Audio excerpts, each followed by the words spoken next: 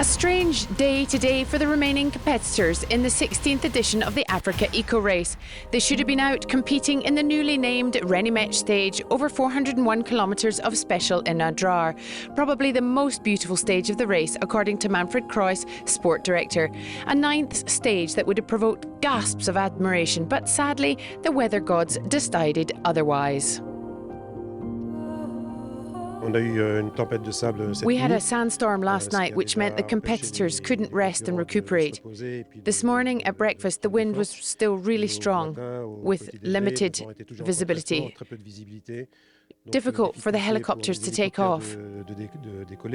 We did take off when we were able to get to the Amidjar Plateau, where we were planning a different start point. But when we got there, there were still gusts.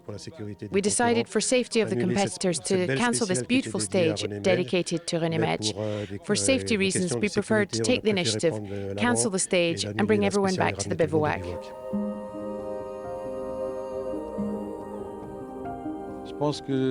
If we sent competitors out in these conditions, they wouldn't see the tracks, especially the bikers. I didn't want to expose them to danger. Those in the raid will do half, a small part of what was planned. They will come back by Fort Sagan so they can see it. Same for the historics. The first loop is cancelled, the second remains.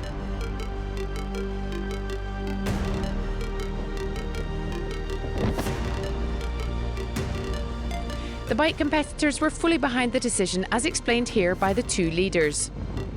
It's important not to take risks because it's very, very windy and it could be dangerous.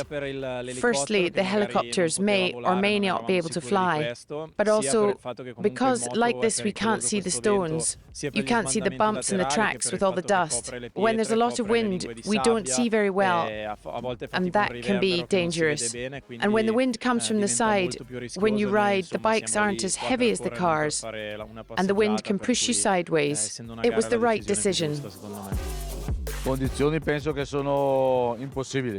The conditions were impossible. The wind was blowing too hard. It was too dangerous for the bikes. If you hit a rock, the bike moves far too easily. The organisation made an excellent decision to cancel the stage because it's too hard to see the tracks. It gets too difficult, and the most important thing is security.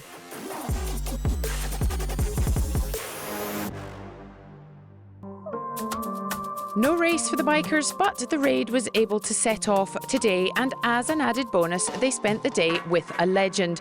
From here until Dakar, the raid bikers will be riding alongside none other than Stéphane Petterancel. With 36 Dakars under his belt, he decided this year to join the Africa Eco Race caravan as part of the Yamaha Tenere World Raid team. The chance of a lifetime for these rally enthusiasts to benefit from the experience of Mr. Dakar himself, 6-time winner on a bike and 8 in a car.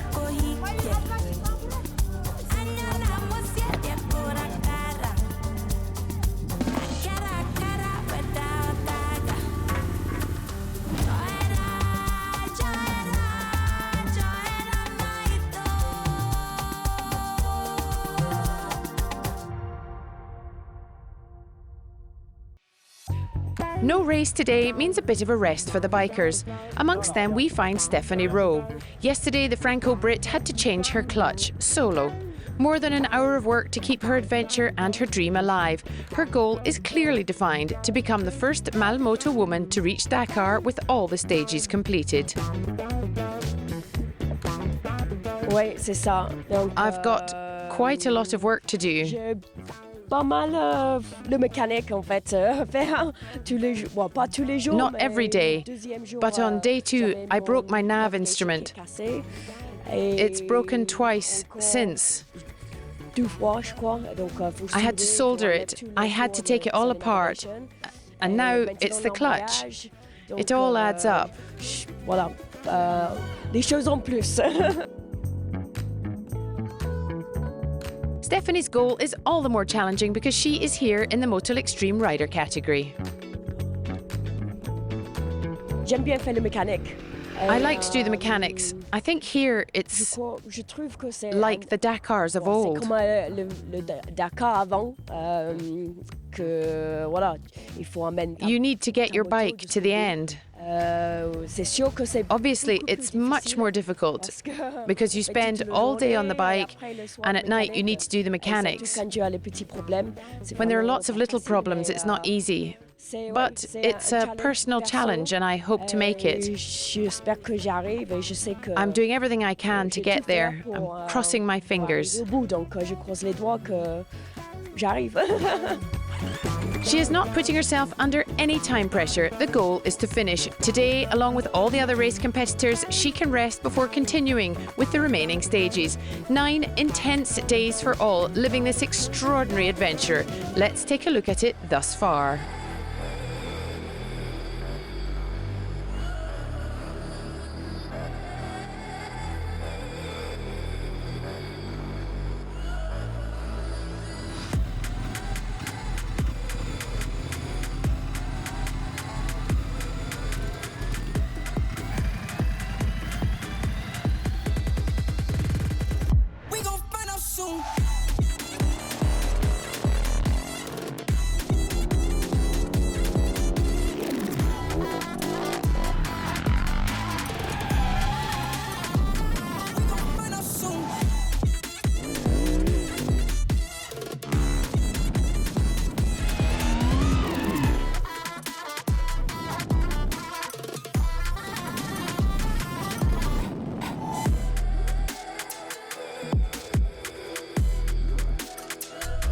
A quick reminder of the bike rankings. Baturi leads Ceruti with 9 minutes and 49 seconds. It's Italy 1, 2 and 3 with Montanari in third. Ullavalseter is 8th.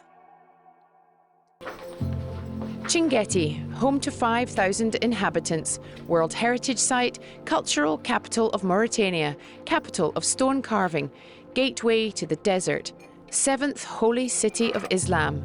Welcome to the jewel of the desert.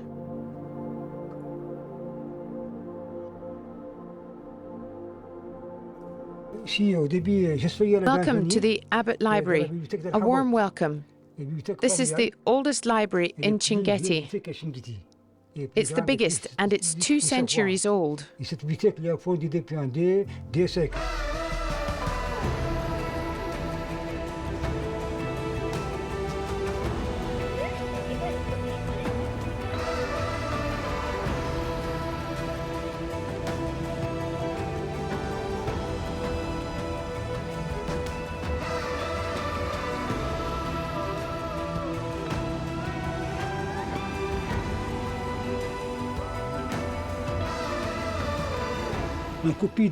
We have copies of the Quran from the 11th century. The oldest manuscript dates from the 11th century.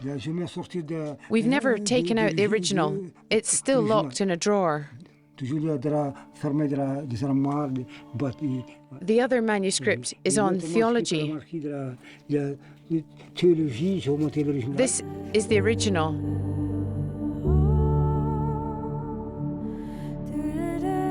I'm the 6th generation in my family to look after the library. It's never the women, it's always the men who have kept and saved the cultural treasures for the family and for humanity.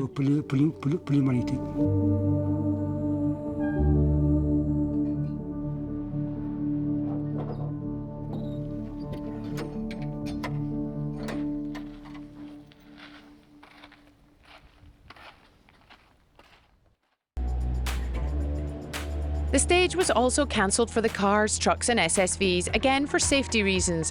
The organisers didn't want to take any risks. Safety and well-being above all else. So far, the drivers and co-pilots have seen some extraordinary landscapes on their journey south. Here are some of the most beautiful images of these vehicles, sometimes reaching speeds of up to 160 kilometres an hour in the desert.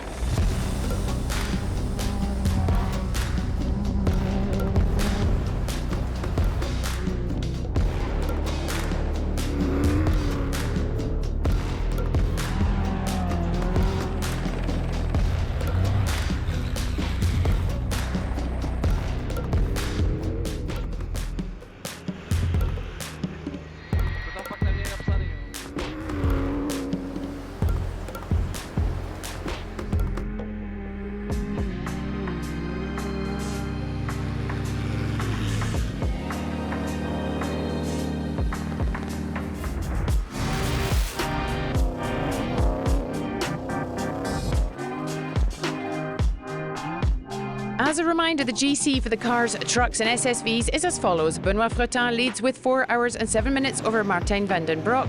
Pierre Lefay is third, ahead of the 2 Dutch trucks. Finally, like the Raiders, the historical vehicles also had the opportunity to compete in a half stage. One of 2 30km ZRs managed today. The French driver Hélène Grand-Thury was third. The stage visited Fort Sagan, built in 1984, especially for the French film of the same name, and Eric Claes was near to, but not quite in, top spot today. He finished second. Victory then for Kurt Dujardin by only 1 point after a beautiful stage round Amojar, his third stage win of the race.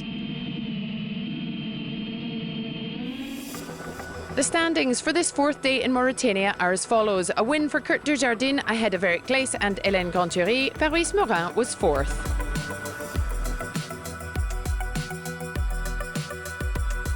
Overall, Eric Claes remains the leader with 1,193 points ahead of Kurt Dujardin. Fabrice and Magali Morin complete the podium.